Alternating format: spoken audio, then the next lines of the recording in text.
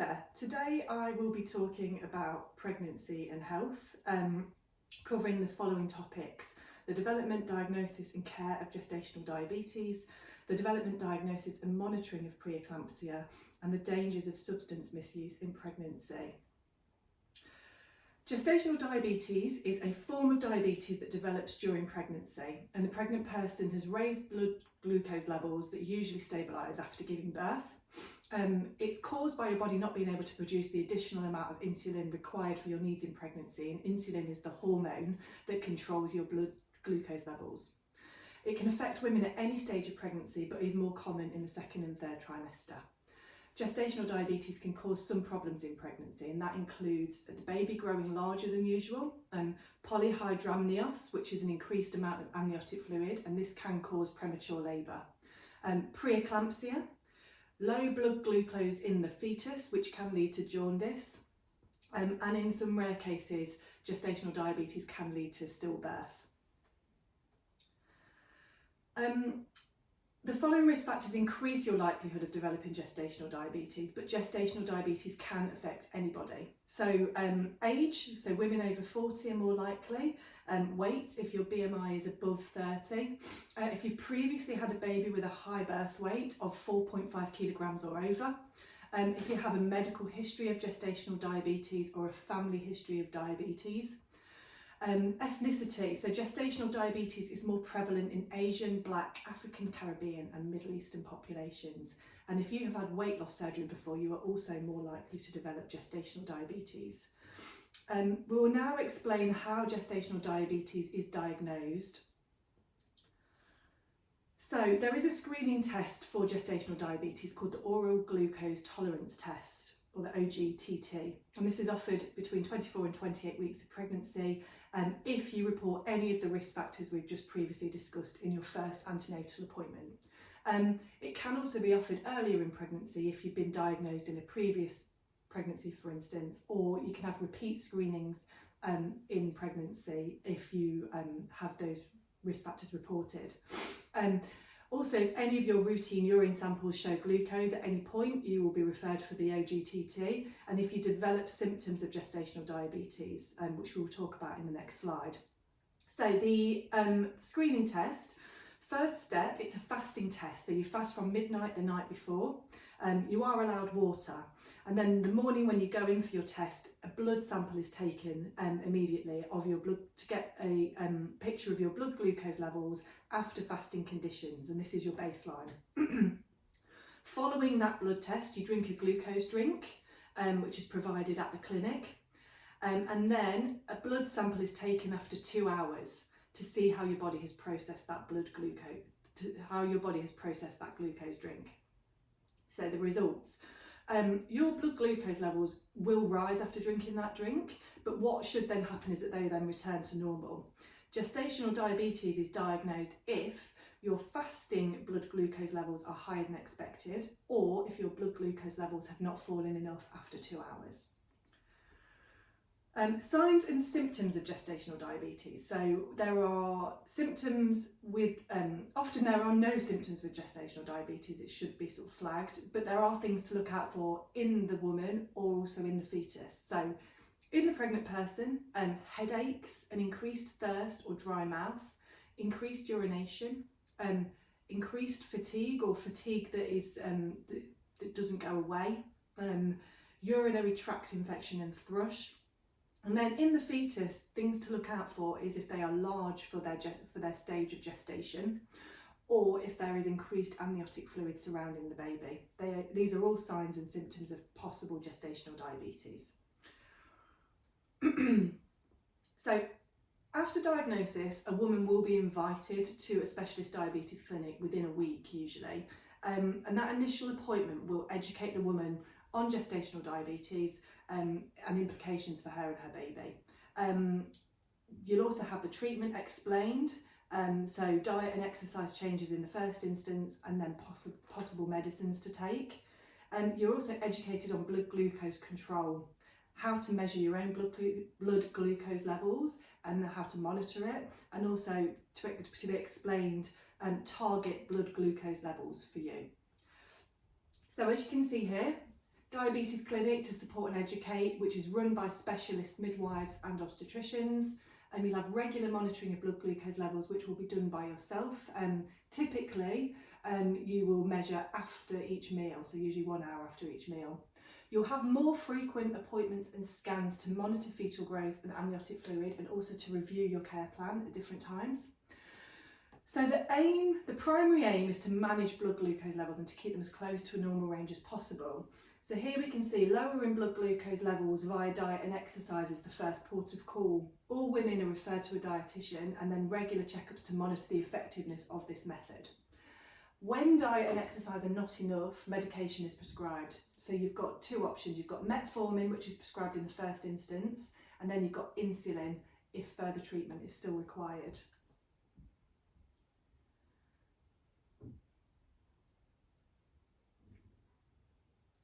We're now going to talk about preeclampsia. So preeclampsia is a condition in pregnancy which usually develops after 20 weeks of gestation. It can lead to serious health complications for the mother and baby, especially if left untreated. Risk factors for a person developing preeclampsia include pre-existing hypertension or high blood pressure, as it's more commonly known as, or pre-existing diabetes or kidney disease.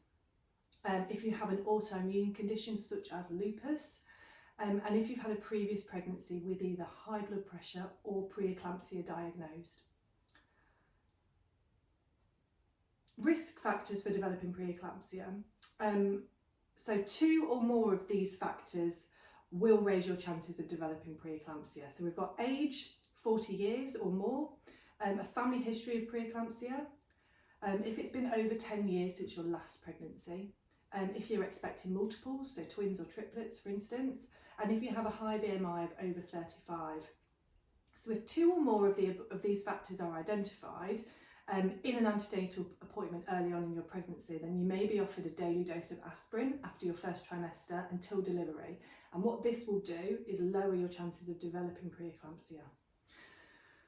So signs and symptoms to look out for. So high blood pressure and protein in the urine are common symptoms of preeclampsia that are routinely checked during antenatal appointments. So every time you go into hospital or see your midwife, these will be routinely checked, and regardless of if you have risk factors or not. But there are other signs to look for and investigate, and this includes swelling, particularly of the face and hands, but also the ankles. But it's good to note that as a pregnancy progresses, a lot of women will get swollen ankles and potentially swollen hands, so it's the swelling of the face in particular that is a cause for concern. A persistent headache that is not resolved with painkillers, blurred vision, severe abdominal pain under the ribs here, nausea and vomiting, generally feeling unwell, and a persistent heartburn that does not resolve with remedies. These are all signs and symptoms of preeclampsia. So how preeclampsia is diagnosed. If there is, so you'll have a blood test checking for protein levels and placental growth factor. If there is a combination of high blood pressure or a sign of organ deterioration and protein in the urine, then you will be offered these further blood tests. High protein levels and low placental growth factor usually confirm a diagnosis of preeclampsia. There are other interventions and tests that can be carried out, so a Doppler ultrasound to check fetal health and growth, a blood test to check for creatinine levels, and you're looking for less than 90 micromoles per litre, and you will also have liver function blood tests. So a care plan for preeclampsia. So all the research suggests that preeclampsia starts in the placenta, and therefore the condition can only resolve once the baby and placenta are delivered. So in some rare cases, preeclampsia does continue after birth, and monitoring of symptoms continues in the weeks after birth, but a care plan will monitor and manage the symptoms of preeclampsia. The individual circumstances are considered with treatment, such as how severe the preeclampsia is and how far along the pregnancy is. So here's an idea of what care looks like after diagnosis. So you've got medication to lower blood pressure, so to deal with the main issue at hand. So medication to lower blood pressure, which is either labetalol, nifedipine or methyl-dopa. And then you'll have specialist care with a midwife and obstetrician, and they'll be trained in hypertensive disorders, which are disorders related to high blood pressure. And you'll be seen at each antenatal appointment, and you'll have a full assessment which will include, for the mother or the pregnant person, blood pressure measurement intervals, urine testing looking for that protein level, and also blood tests looking at liver function, full blood count and kidney function. The fetus is also monitored via fetal heart auscultation, Doppler ultrasound and cardiotachograph. If there are any concerns for the welfare of the mother or baby, then hospital admission or intervention is recommended. And what you would typically expect that to look like would be if there was a sustained high blood pressure of 160 or more, any blood test results showing a rise in creatinine levels or ALT levels, which is one of the levels associated with the liver function tests, or if you have a drop in platelet count. These are all causes for concern. If you have signs of impending eclampsia, which we're going to talk about in a later slide, or fluid on the lungs or severe preeclampsia, this is also a warning sign, and signs of decline in the well-being of the fetus, or in some cases, if there is a stillbirth, then intervention would take place. So just continuing that, so we've talked about delivering the placenta to sort of ultimately resolve the condition. So to plan an early birth, what is considered is if maternal blood pressure cannot be controlled by any of the 3 types of recommended medication, or if the blood oxygen level or pulse oximetry is below 90%, if there is a steady deterioration of organ function, which will be flagged up in the blood tests that are done, so if there's a red blood cell or platelet count found in maternal blood tests as well, that ongoing severe headache or blurred vision, or in some cases seizure, or if there's a placental abruption, or if the umbilical artery Doppler ultrasound shows restriction of blood flow to the fetus, or there are any concerning CTG results or stillbirth, then an early birth will be planned. This is taken from the NICE guidelines here. So the timing of birth is always, a senior obstetrician is always consulted for any birth decisions. And if that needs to happen before 37 weeks, then that would only be considered for an early birth with women with severe preeclampsia. After 37 weeks, when the baby is considered full term, if a diagnosis of preeclampsia takes place, then a birth will be initiated within 24 to 48 hours. For early births, antenatal corticosteroids and magnesium sulfate will be offered. So the corticosteroids are to support lung development in the fetus, and magnesium sulfate is to help the mother and to prevent fitting or seizures. Okay, so it's really important to get preeclampsia diagnosed so you can be monitored and cared for appropriately. Unmanaged preeclampsia can lead to several complications for the mother and baby, and we'll outline them here. So firstly, looking at the baby, so preeclampsia can lead to lack of oxygen in the blood, which has a knock-on effect, but it can lead to things like restricted growth, the baby being small for gestational age, they'll have limited nutrition, and in some very sad cases, they can also die or there'll be stillbirth.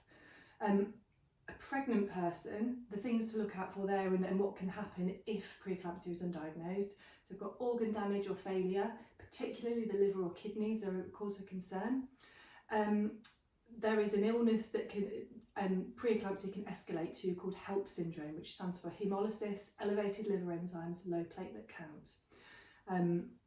And as we've previously discussed, there's a lot of testing to make sure that all those things are being managed and monitored quite closely.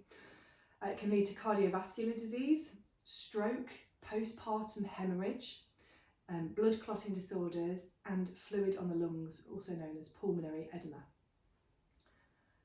Another adverse outcome of preeclampsia is eclampsia, and this is diagnosed when a person with preeclampsia begins to have seizures.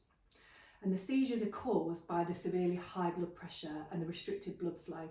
And this can cause the brain to swell, which leads to seizures, and the body will be shaking uncontrollably, which is due to electric signals being sent out by the brain. Eclampsia usually develops after 20 weeks and it is extremely rare. As previously mentioned, magnesium sulfate may be offered to prevent fits.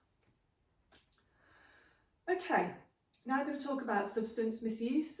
Firstly, the risks of alcohol consumption in pregnancy. So alcohol consumed is absorbed into the mother's bloodstream and that passes into the placenta via the umbilical cord, as you can see from this illustration here.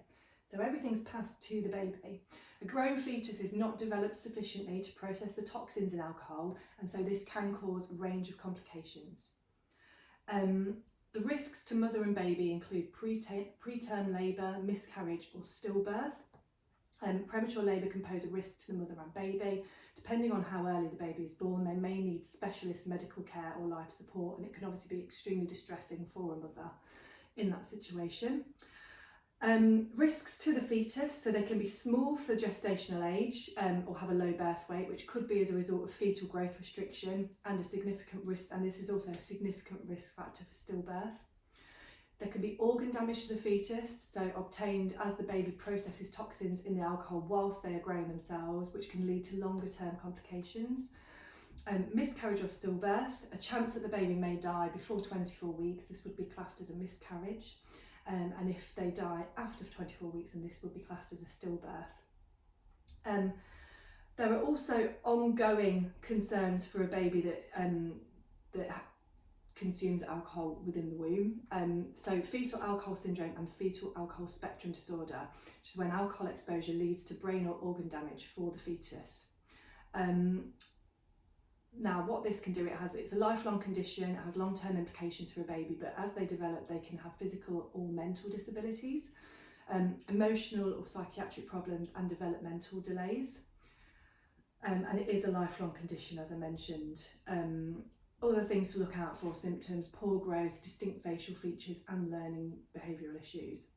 So in summary, looking at all of that, there is no safe amount of alcohol to drink during pregnancy. There are a range of things that can go wrong and we don't know how much alcohol can tip that balance. So complete abstinence is recommended to avoid the risk of any of these complications.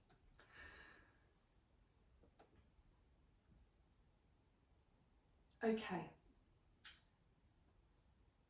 Apologies. Let's just go back one slide. Illegal substances and pregnancy. So much like alcohol, drugs will reach your baby as they are absorbed into your bloodstream via the placenta, and this can cause significant harm during a pregnancy. But also, we will be evaluating the impact of illegal substance use during pregnancy on a baby after they are born. So, how illegal substances used in pregnancy impacts a baby once they are born. We'll look at cannabis first of all. There are complications. Potentially, there is a higher risk of them being born prematurely or having a low birth weight. So cannabis contains a psychoactive substance called THC, which crosses the placenta and increases the risk of premature birth, low birth weight and the associated complications that come with it. There is also evidence that exposure to this substance in the womb can affect your child's brain development and increase the risk of additional learning difficulties, behavioural needs and mental health issues as a child grows up. And there is also a link to substance misuse. Ecstasy and MDMA. There is limited research in this area, but findings so far suggest that ecstasy increases the risk of birth defects and also is linked to slower motor and mental development in infants by their first birthday. Cocaine and methamphetamine are extremely strong stimulants, which do have an effect on the mother as well, but when they cross the placenta, they can affect major organs of the baby, which can also affect into early childhood if those organs are not developed whilst the fetus is growing. And then heroin and opioids. Opioids are strong painkillers which are also highly addictive. So these can cause severe harm to mother and baby. So low birth weight and associated complications, one risk factor. There is also neonatal abstinence syndrome, or NAS, which is caused by physical dependence to a substance that has passed through the placenta. So the baby will be addicted to it and will have actual withdrawal symptoms.